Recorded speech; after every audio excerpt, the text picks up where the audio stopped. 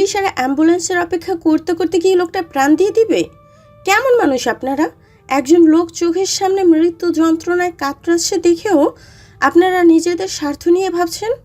শায়রির কথার বিপরীতে কেউ মুখ খুলল না, তবে আড়ালে ফিসফিস করছে অনেকেই। সেদিকে পাত্তা দিল না শায়রি। দ্রুত পায়ে এগিয়ে গেল রক্তাক্ত দেহের যুবকটার দিকে। লম্বাটে শ্যামবর্ণের শরীরটার অর্ধেক বাইকের নিচে চাপা পড়ে আছে তার। হয়তো বাইক স্লিপ করেছিল, তাই একেবারে রাস্তার ধারে এসে পড়েছে। আরেকটু হলে রাস্তার পাশে ঝোপে পড়তো। শায়রির একার পক্ষে সম্ভব না এমন ভারী বাইকটা তোলার। তার সাহায্যে এগিয়ে আসলো দুজন লোক।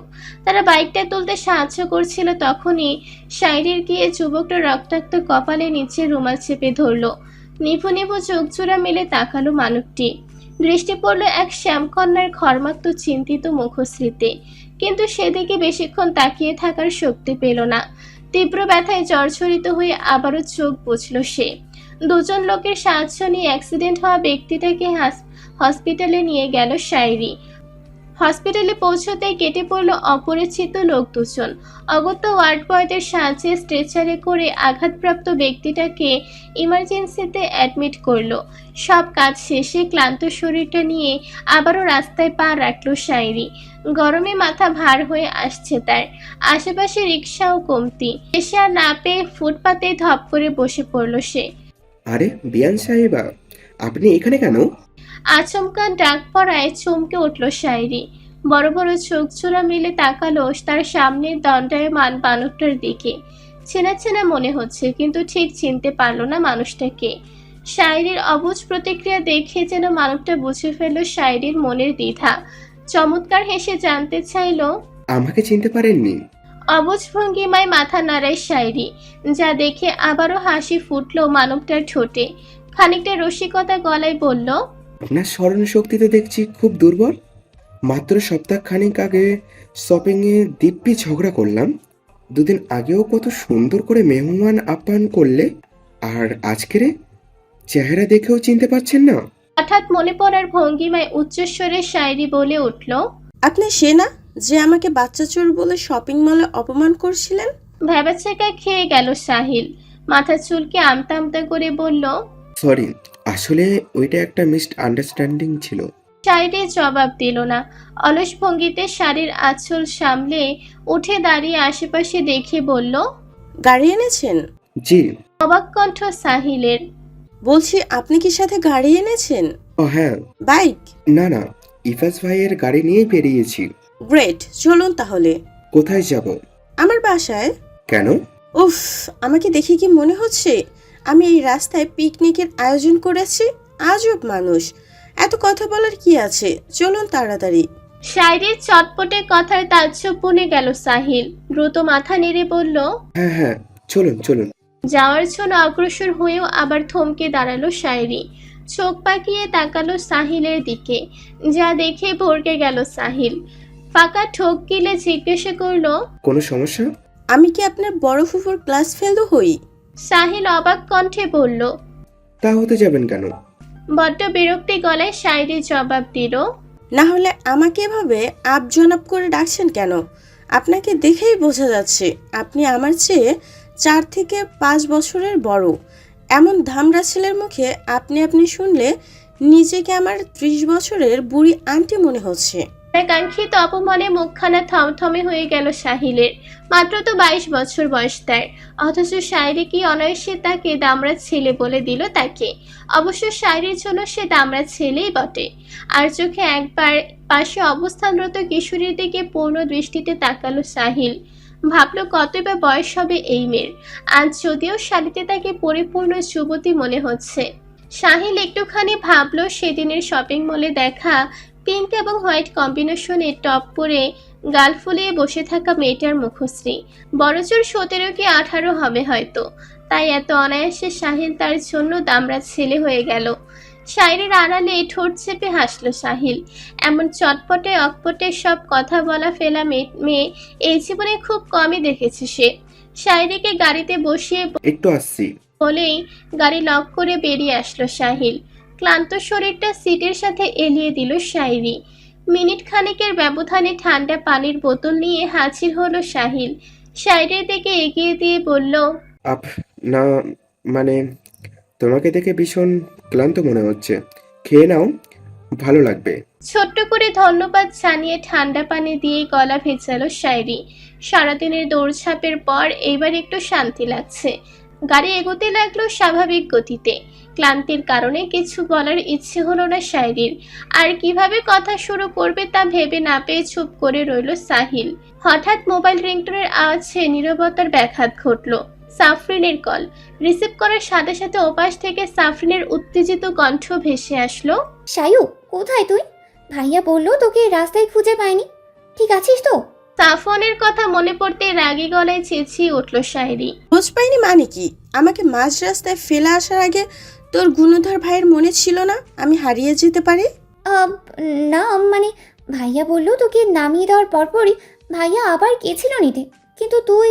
আমি কি তোর ভাইয়ের দয়ার পাত্রী না আমি, যে কখন আবার নেয়ার জন্য ফিরে আসবে সে আশায় দাঁড়িয়ে দাঁড়িয়ে জব করব। আচ্ছা চুপ কর না, এটা বল যে এখন কোথায় তুই? বাসায় পৌঁছে গিয়েছিস? না, যাচ্ছি তোর। 1 মিনিট। এই যে হ্যালো, আপনার নাম যেন কি? শায়রির এমন প্রশ্নে সাফরিন এবং সাহিল দুজনেই বিস্ময়ের চরম পর্যায়ে পৌঁছে গেল। বিস্ময় ভাব নিয়ে নিচের নাম বলল সাহিল। অন্যদিকে সাফরিন উদ্বিগ্ন কণ্ঠে চেঁচিয়ে উঠল, পাগল নাকি তুই সায়ু? না জেনে শুনে চারটার গাড়িতে করে। আরে চুপ কর মেরি মা, এটা তো তোর কি যেন হয়। হ্যাঁ, সাহিল ভাইয়া, সাদিক ভাইয়ের ছোট ভাইয়ের সাথে যাচ্ছি। প্রোগ্রামে তোদের সাথে তো দেখেছিলাম, তাই পরিচিত মানুষ বলে ওনার সাথে আসছি। অন্য কেউ হলে কি যেতাম নাকি আজব? Bloody idiot. হঠাৎ সাফরিনের পরিবর্তে ফোনের ওপাশ হতে পুরুষালী কণ্ঠের উক্ত বাণীটুকু শুনে চমকে উঠল শায়রি। কণ্ঠটা চিনতে ভুল হলো না তার। নিজের অবাক ভাব কাটিয়ে উঠতে না পেরে সে উচ্চস্বরে বলে বসল, হায় আল্লাহ, এই অ্যানাকোন্ডা সব শুনে। কথা শেষ হওয়ার আগে নিচের মুখ চেপে ধরল সে। সেই সাথে খেয়াল করলো ওপাশ থেকে সাফরিনও দ্রুত কল কেটে দিয়েছে। এই সেরেছে, এটারই বোধহয় কমতে ছিল আজকে। এবারে সুদর্শন মানবের কুৎসিত ধমক থেকে রক্ষা পেলেই হলো। এতক্ষণে সব কথোপকথন কানে আসছিল সাহিলের, কিন্তু কিছু বুঝতে না পেরে চুপ রইল সে। শায়রির কাছ থেকে রাস্তা চেনে নিয়ে এসে অবশেষে পৌঁছে গেল গন্তব্যে। আলসেমি ছেড়ে গাড়ি থেকে নেমে আসলো শায়রি। গাড়ির জানালায় ঝুঁকে সাহিলের দিকে তাকিয়ে মিষ্টি হেসে বলল, ধন্যবাদের বদলে বাসায় এসে আম্মুর হাতের 1 কাপ কফি খেয়ে যান। মুচকি হাসলো সাহিল, পাল্টা জবাবে বলল, তাহলে ধন্যবাদটা তুলে রাখুন মিস সাইরি। যেদিন আপনি না, না মানে তোমার হাতের কফি খাওয়ার অফার পাবো সেই দিন ধন্যবাদটা অ্যাকসেপ্ট করব। আবারও দৃশ্যমান হলো শায়রির টোলপড়া হাসি। মাথা নেড়ে সে বলল, আসি তাহলে, সাবধানে যাবেন। এই বিয়ান সাহেবা বলে দিয়েছে, এবার সাবধানে না গিয়ে উপায় আছে বলো? শব্দ করে হাসলো শায়রি। আবারও আসছে বলে পা বাড়ালো বাসার গেটের দিকে। যতক্ষণ দেখা পেল ততক্ষণ তাকিয়ে রইল সাহিল। ঠোঁটে তার তখনও হাসি ঝুলছে। কেমন এক অদ্ভুত ভালো লাগা যেন ছুঁয়ে যাচ্ছে তার সর্বত্র। আশ্চর্য, মাত্র কয়েকদিনের পরিচয় এবং এক প্রহর সাথে কাটিয়ে কারো প্রেমে পড়ে গেল সে। কি অদ্ভুত! পর মুহূর্তেই চোখে ভাসলো শায়রির হাস্যোজ্জ্বল মুখ, চঞ্চল ভাবভঙ্গি, অকপট সব স্বীকারোক্তি। এমন সরল মনের মেয়েও বুঝে এই যুগে আছে? কোনো প্যাচকোচ মনে না এনে সাহিলের সাথে এত দূর চলে আসলো সে। একটাবার ভাবলো না ছেলেটা খারাপও হতে পারে। এমন অবুঝ কেউ হয়? হঠাৎ পাশের সিটের কোণে চোখ পড়তেই গাড়ি সাইড করলো সাহিল। সিটের এক কোণে অবহেলায় পড়ে থাকা সিলভার রঙের ঝুমকাটা কুড়িয়ে নিল সে। তাড়াহুড়োয় শায়রি ফেলে গিয়েছে এটা। মুচকি হেসে বুক পকেটে ঝুমকাটা রাখলো সাহিল। যেখানটায় হাত বুলিয়ে বিড়বিড় করে বলল, সামান্য ঝুমকার বিনিময়ে আমার এত মূল্যবান মনটা চুরি করে নিলেন বিয়ান সাহেবা। এর জন্য যে এবার আপনাকে বিরাট মূল্য দিতে হবে, পারবেন তো সম্পূর্ণ আপনিটাকে আমার শপে দিতে? কোলাহলপূর্ণ হসপিটালের করিডর। নাকে এসে লাগছে ফিনাইলের গন্ধ। কোথাও মৃত ব্যক্তির আপনজনদের হাহাকার, আবার কোথাও নবজাতকের আগমনে খুশিতে উঠে উচ্ছ্বাসিত পরিবার। হাসপাতাল জায়গাটা বরাবরের শায়রির ভীষণ অপছন্দের। প্রথমত ফিনাইলের এমন উদ্ভট গন্ধটা তার সহ্য হয় না, এবং রক্তাক্ত মৃত মানুষের আশেপাশে কান্নারত মুখগুলো দেখলে তার বুক কেঁপে ওঠে। এমনিতেই দুর্বল হার্টের মেশে, তার উপর এমন হাহাকার সে সহ্য করতে পারে না। কিন্তু আজ বাধ্য হয়ে হাসপাতালে এসেছে সে। পরশু যে ব্যক্তিটিকে অ্যাডমিট করেছিল মূলত তার খোঁজ নেওয়ার জন্যই আজকে আসা। ব্যক্তিটির ব্যাপারে কিছু জানা না থাকার কারণে রিসেপশন থেকে রুম নাম্বার খুঁজে পেতে বেশ বেগ পেতে হলো তাকে। অবশেষে খোঁজ পেয়ে এগিয়ে গেল গন্তব্যে।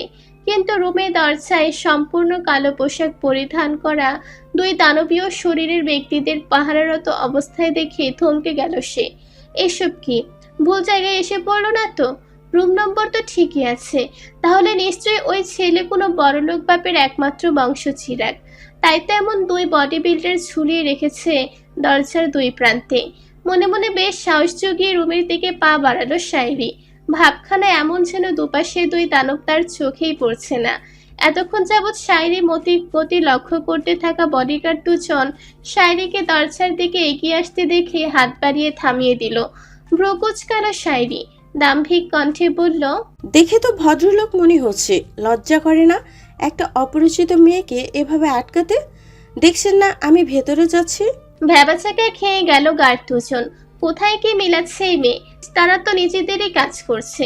একজন বলল, দেখো মেয়ে, এইভাবে যাকে তাকে স্যারের রুমে যেতে দেওয়ার অনুমতি নেই। যেখান থেকে এসেছো সেখানে ফিরে যাও। উপরিউক্ত বাণী ছোড়া গার্ডটার কটমট চোখে করে তাকালো শায়রি। ফুঁসে উঠে বলল, যাকে তাকে মানে কি? হ্যাঁ, আমাকে দেখে যাকে তাকে মনে হয়?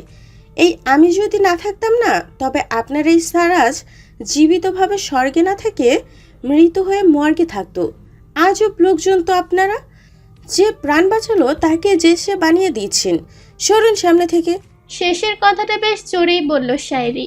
গার্ড দুজন মুখ চাওয়াচাই করছে। তখনই কেবিনের দরজা খুলে বেরিয়ে আসলো একটা ছেলে। বেরিয়ে রাগের সুরে গার্ডটির উদ্দেশ্যে চেঁচিয়ে উঠল, এখানে তো চেঁচামেচি হচ্ছে কেন? বলেছিলাম না বস কিছুক্ষণ রেস্ট নেবে। সরি স্যার, আসলে এই মেয়ে। আবারও চেঁচিয়ে উঠল শায়রি। মেয়ে কি? হ্যাঁ, আমার কি নাম নেই কোনো? নাম না জানলে ম্যাডাম বলবেন। ম্যাডাম বলছি না, আমি আপনার স্যারকে হসপিটালে অ্যাডমিট করেছিলাম। একদম আমাকে যেন তেন মেয়ে ভাববেন না, বলে দিলাম। উপস্থিত বাকি তিনজন মানবের কৌতূহলী চোখ শায়রিতে নিবদ্ধ হলো। মাত্র কেবিন থেকে বেরিয়ে আসা ছেলেটা শায়রির আগাগোড়া দেখে ভেতরে আসার অনুমতি দিল। বেশ ভাব নিয়ে কেবিনে প্রবেশ করলো শায়রি। যেতে যেতে যে গার্ডটা তাকে যাকে তাকে বলে তাচ্ছিল্য করেছিল তাকে একবার ভেঙচি কাটতেও ভুলল না সে। পেশেন্ট বেডের উপর আধস্য অবস্থায় শ্যামলাটে বর্ণের ছেলেটা, মাথায় এবং হাতে মোটা ব্যান্ডেজ। তাছাড়াও হাতে পায়ে জায়গায় জায়গায় ছোট ছোট ব্যান্ডেজ লাগানো। সাদা ব্যান্ডেজের উপর শুকিয়ে যাওয়া খয়েরি বর্ণের রক্ত দেখে শরীর ঘেমে উঠল শায়রির। ছেলেটার চোখ বুজে আছে, দেখে অনেকটা অসুস্থ মনে হচ্ছে। কিছু শুয়ে না থেকে বসে আছে কেন তা বুঝতে পারল না শায়রি। আশেপাশে ভালো করে তাকিয়ে বুঝলো বেশ ভালো ফ্যাসিলিটি পেয়েছে। এই ছেলে যে বড়লোক বাপের বংশ চিরাগ, এই বিষয়টা একেবারে ঠিক। গলা খাকারে দিয়ে অসুস্থ মানুষটার দৃষ্টি আকর্ষণ করার চেষ্টা করলো শায়রি, কিন্তু ব্যর্থ হলো সে। ক্ষীণস্বরে বলল, গুড মর্নিং। রিনরিনে কণ্ঠটা কর্ণগোচর হতেই চোখ মেলে তাকালো ছেলেটা। 2 সেকেন্ড মতো তাকিয়ে কপালে ভাঁজ ফেলে বলল, কি চাই? ভ্যাবাচাকা খেয়ে গেল শায়রি। কি চাই মানে কি? সে আবার কি চাইবে? দেখতেই তো এসেছিল লোকটা বেঁচে আছে কিনা, এতে কিছু চাওয়ার কি আছে? নিজের ভেতরের ভাবনাগুলো দমিয়ে সে মিষ্টি হেসে বলল, আমি শুধু দেখতে এসেছিলাম আপনি ঠিক আছেন কিনা। কাল আপনার কপাল কেটে অনেক রক্ত ঝরছিল, তাই একটু খোঁজ নিতে এসেছি। শায়রির কথায় পাত্তা না দিয়ে ছেলেটা অন্য ছেলেটার উদ্দেশ্যে বলল, আবিদ, ওকে চেক দিয়ে বিদায় করো, আমি একটু একা থাকতে চাই। অবাক হলো শায়রি। রেস্ট করার সাথে চেকের কি সম্পর্ক? তাকে আরো অবাক করে দিয়ে আবিদ নামক ছেলেটি 25,000 টাকা একটা চেক ধরিয়ে দিল। অবাক কণ্ঠে শায়রি জানতে চাইল, কেন? আপনি স্যারের প্রাণ বাঁচিয়েছেন, আবার আজকেও এই কথাটা জানানোর জন্য এখানে ছুটে এসেছেন। নিশ্চয় বিনিময়ে কিছু না কিছু তো লাগতোই। এটা স্যারের পক্ষ থেকে আপনার টিপ। অপমানের শরীর চলে উঠল শায়রির। হাতে থাকা চেকটা কুচি কুচি করে ছুঁড়ে মারলো বেডে শুয়ে থাকা মানবটার মুখে। বিস্ময়ে হতভম্ব হয়ে গেল উপস্থিত ছেলে দুজন। শায়রি তাদেরকে আরেক দফা অবাক করে দিয়ে অসুস্থ ছেলেটার দিকে আঙুল তাক করে দিয়ে দাঁতে দাঁত চেপে বলল, আপনার মতো এমন নিচু মানসিকতার মানুষের প্রাণ বাঁচিয়ে এখন আমার আফসোস হচ্ছে। কাল আপনার পেছনে ছুটতে ছুটতে বাসায় ফিরেছি সেই সন্ধ্যার আগ মুহূর্তে। আম্মুর হাজারটা বকা খেয়েও শান্তি পেয়েছিলাম একটা ভালো কাজ করে এসেছি ভেবে, কিন্তু এখন মনে হচ্ছে কাল আপনাকে না দেখার ভান করে রাস্তায় ফেলে চলে আসা উচিত ছিল। এখানে এসেছিলাম আদৌ আপনার ট্রিটমেন্ট ঠিকমতো হচ্ছে কি না দেখতে। আফসোস, এখানে কোনো অসুস্থ ব্যক্তির পরিবর্তে এক বড়লোক ঘরের অহংকারী ছেলের সাথে পরিচয় হয়ে গেল। আপনার এই টাকা আপনার কাছে রাখুন, পারলে এই টাকা দিয়ে নিজের বিকৃত মস্তিষ্ক ঠিক করার ট্রিটমেন্ট করিয়ে নেবেন। আসছি। ঝড়ের গতিতে বেরিয়ে গেল শায়রি। তার যাওয়ার দিকে হতভম্ব মুখে তাকিয়ে আবিদ। তারপর লক্ষ্য করলো বেটে অবস্থারত মানবটার দিকে, যার চোখে মুখে ফুটে উঠছে চাপা ক্রোধ। আবিদের দিকে না তাকিয়ে সে বলল, এই মেয়ের সব ডিটেলস আমার চাই আবিদ। আফসোস হলো আবিদের, তাও শায়রির জন্য। আপন মনে সে বিড়বিড় করে বলল, কাজটা তুমি ভালো করলে না মেয়ে। এমপি তৌফিক চৌধুরীর ছেলে তাসরিফ চৌধুরীকে খেপিয়ে দিয়ে আজ অব্দি কেউ শান্তি পায়নি। এবার তোমার রক্ষা যেন উপরওয়ালা করে। মাঝে কেটে গেল 5 দিন। এর মধ্যে পরিবর্তন ঘটলো আয়ান এবং তোহার সম্পর্কে। আগের মতো সে নিঃসংকোচ ব্যবহারটা এখন করতে পারে না দুজনের কেউ। বন্ধুত্বে দূরত্ব এসেছে। সেদিন আয়ান তোহাকে নীরবতা দিয়ে প্রত্যাখ্যান করার পর তোহা দ্বিতীয়বার এ নিয়ে ঘাটায়নি, কিন্তু পরের দিন তোহার অসম্ভব ফোলা চোখ মুখ দেখে বুকের ভেতরটা কেঁপে উঠেছিল তার। বাকিরা তোহাকে এ ব্যাপারে প্রশ্ন তুলতেই তোহা হাসি মুখে বলল, রাতে পর্যাপ্ত ঘুম না হওয়ার কারণে এমন অবস্থা হয়েছে। কিন্তু এই মেয়ে যে সারা রাত অশ্রু বিসর্জন দিয়েছে তা বুঝতে বেগ পেতে হলো না আয়ানের। কিন্তু তবুও তার কিছু করার নেই। সে না তোহাকে নিয়ে এমন কিছু কখনো কল্পনা করেছে, আর না কল্পনা করতে চায়। তাদের মধ্যকার জটিলতা ধরতে পারল না কেউ। তোহা কিংবা আয়ান কাউকে কিছু বুঝতে দিল না। অবসরে আড্ডা, গান, ঘোরাঘুরি, শায়রির দুষ্টুমি, দুরন্তপনায় কেটে যেতে লাগলো তাদের দিন। অবশ্য সবার অগোচরে আরও একটা জিনিস পরিবর্তন হয়েছে, তা হলো ফায়েজের প্রেমিক হওয়ার চেষ্টা। এখন আয়ানের বদলে শায়রিকে ক্লাস শেষে বাড়ি পৌঁছে দেওয়ার দায়িত্বটা মাঝে মাঝে সে পালন করে। চলার পথটা দীর্ঘ করতে মাঝে মধ্যে ফুটপাতে দাঁড়িয়ে ফুচকা, আইসক্রিম খাওয়ার অফার করে। যে সুযোগগুলো লাফাতে লাফাতে লুফে নেয় শায়রি। তার হাসি মুখটার দিকে তাকিয়ে অদ্ভুত প্রশান্তি পায় ফায়াজ। মেয়েটাই যে এমন সহজ সরল চঞ্চল, যার হাসি মুখটা দেখে যে কেউ প্রেমে পড়তে বাধ্য। এমনভাবেই তো বাধা পড়েছিল ফায়াজ, তাও স্কুল জীবনের শেষ ভাগে এসে। সে থেকে আজও মেয়েটার মায়ে আটকে সে। না পেরেছে নিজের প্রেমের স্বীকারোক্তি করতে, না পেরেছে মেয়েটার মনে তার জন্য একটু জায়গা গড়ে তুলতে। মনে মনে তার একটাই আক্ষেপ, এই মেয়েটা কবে একটু বুঝতে শিখবে তাকে, কবে হবে তার সঠিক বোধ শক্তি। এ অবধি আদনানের পরপর 3টা নাম্বার ব্লক করলো নাজরাত। সেদিনের পর 2 দিন যাবৎ সবটা শান্ত দেখে সে ভেবেছিল আদনান হয়তো আবেগের বশে একটা ভুল করে বসেছিল। এখন নিজের ভুল বুঝতে পেরে নিজেকে সামলে নিয়েছে। কিন্তু গতকাল রাতে তার এই ভুল ধারণা ভেঙে আদনানের মেসেজ আসলো, যেখানে ছিল আবেগ মেশানো কিছু কথা। মেসেজের জবাব না পাওয়ার একের পর এক কল করে নাজরাতের জন্য রাতটা অতিষ্ঠ করে তুলল আদনান। নাজরাত এবার উপায় না পেয়ে আদনানের নাম্বার ব্লক করলো পরপর 2টো। রাত কেটে যাওয়ার পর সব শান্ত, কিন্তু অল্প কিছুক্ষণ আগে আবারও অন্য নাম্বার হতে আদনানের কল পেয়ে রাগে শরীর কেঁপে উঠল নাজরাতের। ফোন ছুঁড়ে মারল বিছানায়। নিজেই নিজের চুল খামছে ধরে বড় বড় শ্বাস ফেলল কয়েকটা। ইচ্ছে করলো পুরনো সব দিনে ফিরে গিয়ে আদনানের সব স্মৃতি মুছে ফেলতে। কোন কুলক্ষণ দিনে যে এই ছেলেটার সাথে শুধু কাজিন সম্পর্ক থেকে বেরিয়ে বন্ধুত্বের হাত বাড়িয়েছিল। সে সময় যদি এই বন্ধুত্বটা না থাকতো তবে হয়তো আজকের এই দিন দেখতে হতো না। আবারও কর্কশ শব্দে বেজে উঠল ফোন। এবার যেন ধৈর্যের বাঁধ ভাঙল নাজরাতের। রাগের মাথায় কিছু না দেখে ফোন কানে নিয়ে এক নাগাড়ে বলে উঠল, সমস্যা কি তোমার? দেখছো যখন আমি ফোন তুলছি না, মানে আমি কথা বলতে চাচ্ছি না তোমার সাথে। এই সামান্য কথাটা বোঝার ক্ষমতা কি তোমার মধ্যে নেই? আরেকবার যদি কল করেছো না তাহলে। নাজরাত, নাজরাত, কুল ডাউন, এটা আমি। অতি পরিচিত কণ্ঠস্বর শুনে চমকে উঠল নাজরাত। কান থেকে ফোন নামিয়ে চোখের সামনে ধরতে দেখলো স্ক্রিনে ভেসে উঠছে সাদিপের নামটা, যা দেখে চোখ মুখ খিচে ফেলল সে। বিড়বিড় করে নিচে গালাগাল করলো নিজেকে। ওপাশ থেকে আবারও সাদিফের কণ্ঠ ভেসে আসতেই নাজরাত দ্রুত বলে উঠল, সরি, আমি আসলে মানে আমি আসলে বুঝতে পারিনি আপনি কল দিয়েছেন। আই এম সো সরি, আমি জানতাম না এটা আপনি।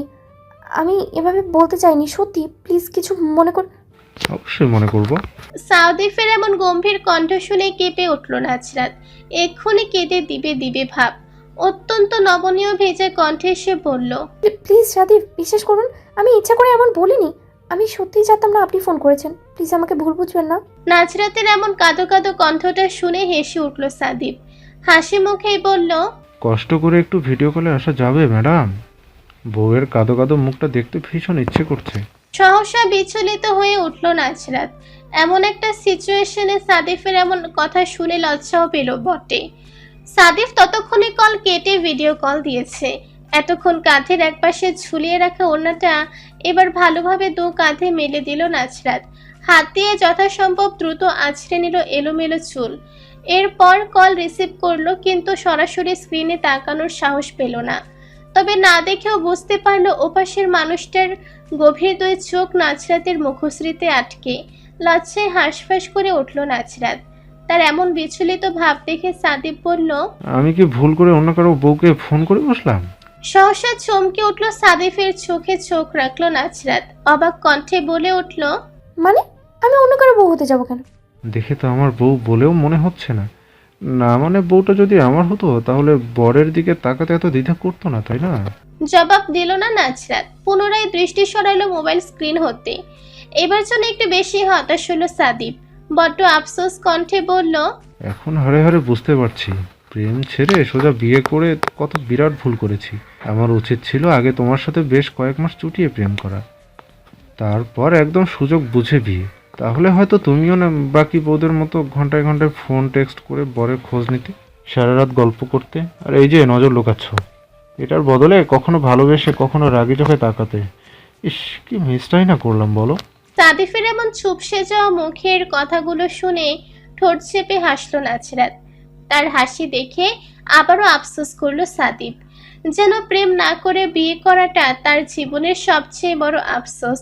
হাসি চেপে নাজরাত বলল, আপনি বললেই আমি প্রেম করার জন্য রাজি হয়ে যেতাম, এমন মনে হওয়ার কারণ? ভ্রু কুঁচকালো সাদিপ।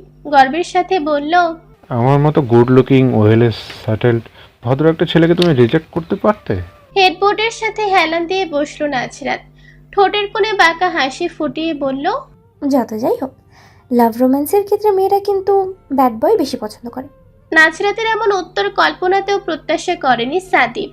উত্তরটা হজম করতে কয়েক সেকেন্ড সময় লাগলো তার। রোম্যান্স? লজ্জায় চোখ মুখ খিচে ফেলল নাজরাত। দ্বিতীয়বারের মতো সাদিফের দিকে তাকানোর মতো ভুল করল না। নাজরাতের এমন প্রতিক্রিয়া দেখে খানিক শব্দ করে হাসলো সাদিপ। নাজরাতের লজ্জা আরেকটু বাড়িয়ে দিতে আগের মতো দুষ্টু হেসে বলল, আপনার কথাটা তুলে রাখলাম ম্যাডাম, নেক্সট যেদিন সামনাসামনি দেখা হবে সেদিন জেনে নিব রোম্যান্সের ক্ষেত্রে আপনার ঠিক কেমন ব্যাড বয় পছন্দ। রোমান্স শব্দটা এমন টেনে টেনে বলায় নাজরাতের লজ্জা এবার যেন মাত্রা ছাড়লো। হাঁসফাঁস করতে করতে কোনো রকমে বলল, অনেক রাত হয়েছে, আমি ঘুমাবো। আচ্ছা আচ্ছা, আর লজ্জা পেতে হবে না, আমি প্রসঙ্গ পাল্টাচ্ছি। নড়ে চড়ে বসলো নাজরাত।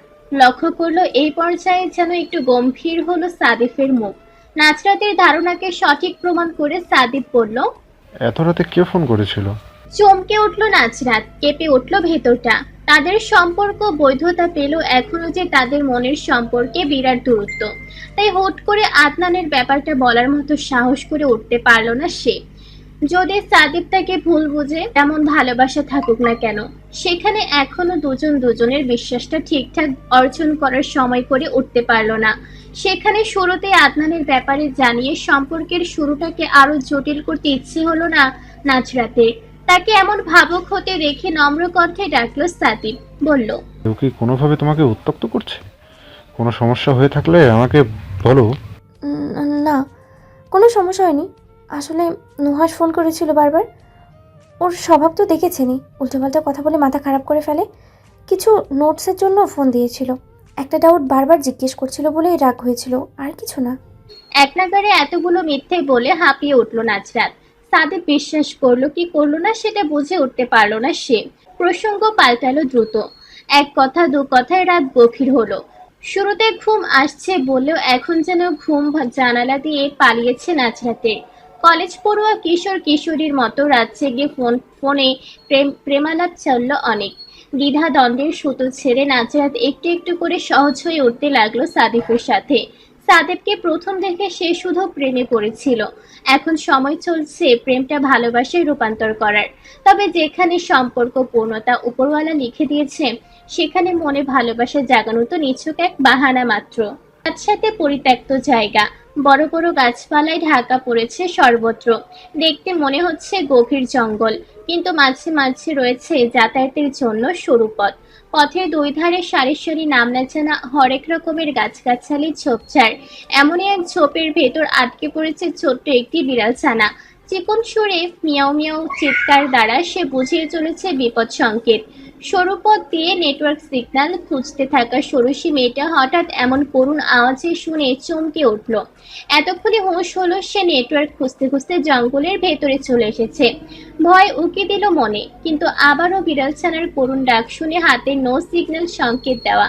মোবাইলটা সন্তর্পণে নিচের জিন্সের পকেটে ঢুকিয়ে এগিয়ে গেল আওয়াজের উৎস খুঁজতে। ঝোপের ভেতরে আটকা পড়ে সাদা তুলতুলে ছোট্ট দেহটা দেখে তার মায়া লাগলো ভীষণ। সাবধানতা অবলম্বন করে ঝোপের ভেতর হতে ছাড়িয়ে আনলো বিড়াল ছানাটাকে। আদুরে হাতে জড়িয়ে নিল নিজের সাথে। তুলতুলে সাদা দেহটায় আদুরে হাত বুলিয়ে সে যখন আপন মনে কথা বলতে ব্যস্ত, তখনই হঠাৎ একখানি পুরুষালী শক্ত হাত পেছন থেকে তার কোণে ধরে হ্যাচকা টান মারলো। সাথে সাথে হাত ফসকে বেরিয়ে গেল বিড়াল ছানাটি। মেয়েটি ধাতস্থ হওয়ার আগে হঠাৎ গগন কাঁপানো শব্দ হলো ঠাস। ধরফরিয়ে ঘুম ছেড়ে উঠে বসলো শায়রি। আপনা আপনি হাত চলে গেল নিচের বাম গালে। মনে হচ্ছে যেন এখনো জ্বলছে সেটা। কান ভু ভু করছে, ধরফর করছে বুক।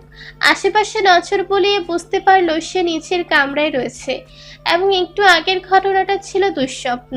অনেকগুলো দিন পর আজ সে স্বপ্নটা দেখলো। গেল বছর কলেজ থেকে ট্যুরে গিয়ে শায়রি যখন নেটওয়ার্ক খুঁজতে খুঁজতে জঙ্গলে চলে গিয়েছিল, অন্যদিকে তখন তার খুঁজে অস্থির হয়ে উঠল বাকিরা।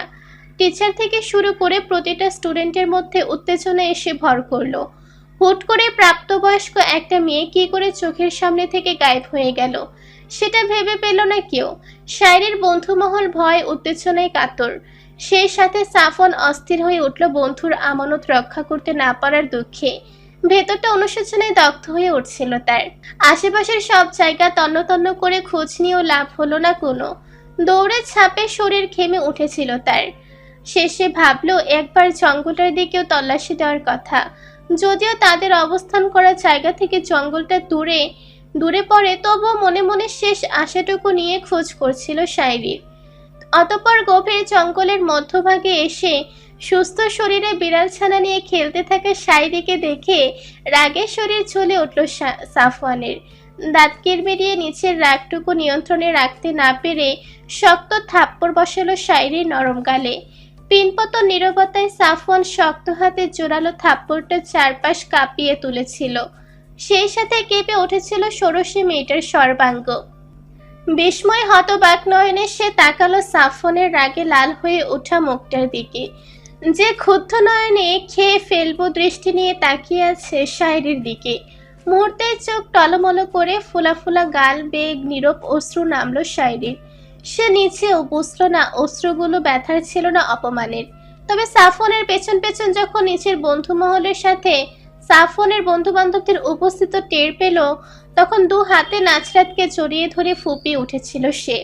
তার ছোট মস্তিষ্কে তখন ধরা দিল না কেন এই থাপ্পড়টা খেলো সে। সাফওয়ানের হঠাৎ এমন প্রতিক্রিয়ায় নীতি বেশ বকাঝকা করেছিল সাফওয়ানকে। বিপরীতে গমগমে গলায় সাফওয়ান বলেছিল, এই মেয়েকে বল ওর পিছে গাথার মতো পাহারা দেওয়ার জন্য কেউ বসে নেই এখানে। নিজে টেক কেয়ার করতে না পারলে এসেছে কেন ট্যুরে? আমাদের কি ঠেকা পড়েছে?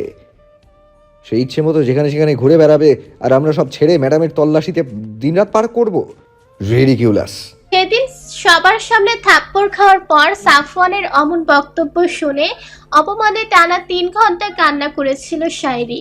সাফওয়ানের বকাঝকা শুনে 1 ঘন্টা কান্না করার পর যখন আয়ান নিচেও শায়রির বোকামির জন্য বকে দিল, তখন আবারও নতুন উদ্যমে কান্না ছুড়ে দিয়েছিল শায়রি। এক পর্যায়ে কান্না থামলেও মন খারাপ সরাতে পারল না বন্ধুরা কেউ। সেদিনের কথা মনে পড়লে একদিকে নিচের বোকামির জন্য হাসি পায়, অন্যদিকে সাফওয়ানের উপর রাগ বাড়ে তরতর করে। কত জোরে মেরেছিল ও নরম গালে, আজও মনে পড়তেই যেন গাল চলে ওঠে। বহুদিন পর আবারও সেদিনের স্বপ্নটা দেখার কারণ হলো আজ তারা আবারও কলেজ ট্যুরে বান্দরবান যাচ্ছে। গতবারে সেই ঘটনার পর আবরারের কাছ থেকে বেশ বকা শুনেছিল শায়রি। আবরার স্পষ্ট কণ্ঠে জানিয়ে দিয়েছিল আর কোনো ট্যুরে যাওয়া চলবে না তার। বিগত 5 দিন ধরে একমাত্র ট্যুরের জন্য আকুতি মিনতি করে চলেছে সে, শুধু পায়ে পড়াটাই বাকি ছিল। শেষে গতকাল রাতে শায়রির কান্নাকাটি দেখে মন গলে গেল আবরারের বাবার। তিনি নিজের ছোট ভাইকে বোঝালেন এক ভুল দ্বিতীয়বার হবে না, তাছাড়া সাফওয়ান তো আছেই সেখানে। ছেলেটার উপর চোখ বন্ধ করে ভরসা করে সবাই। অবশেষে রাজি হলো শায়রির বাবা। নিজে ফোন করে সাফওয়ানকে অনুরোধ করলেন যাতে ওনার বাচ্চা মেয়েটাকে একটু চোখে চোখে রাখে। ওপাশে সাফওয়ানের কেমন মন্তব্য ছিল জানা নেই শায়রির, তবে বাবার কথা শুনে মনে মনে ভেঙচি কাটল সে। নিজের মেয়ে ছেলে ছেলের বন্ধুকে ভরসা করে, ভাবা যায় এটা এই দিনও দেখার ছিল তার।